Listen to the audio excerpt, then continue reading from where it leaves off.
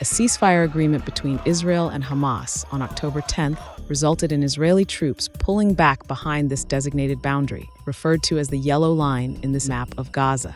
Despite the ceasefire, Israel continues to restrict outside aid and food supplies from entering Gaza.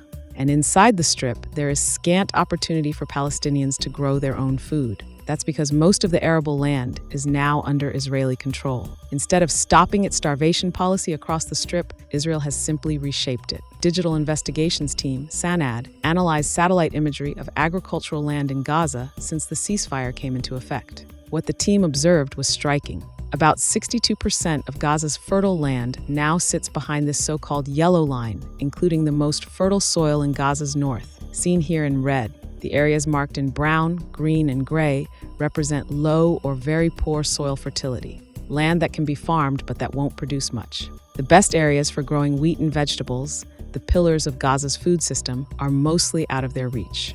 In other words, Israel controls Gaza's food resources.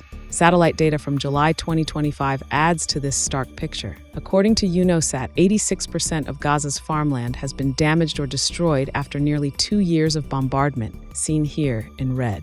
And the green area? That's the agricultural land that hasn't been affected. Palestinians have access to a mere 5%, but the integrity of the soil is very poor. Here's what's been happening. This is farmland in northern Gaza in May 2023. Compared to how it looks today, the green area is almost completely gone. And what about Gaza's vegetation? This is Gaza in September 2023, green and vibrant. Today, productive land has been greatly reduced across the Strip. During Israel's genocidal war on Gaza, its military has turned farmland and greenhouses into military outposts. And with cemeteries destroyed or inaccessible, Palestinians were forced to bury their dead wherever they could, including on arable land. All of this has led to the contamination of Gaza's soil, crops, and groundwater. In 2022, about 44% of fruits, vegetables, and other food consumed in Gaza households came from what they grew locally. Now, with only 5% of low-quality arable land left for the Palestinians to feed themselves, their survival depends on foreign aid that Israel can restrict or cut off at any moment. Israel's control over Gaza's land is nothing new, but since October 2023, this control has been profoundly devastating.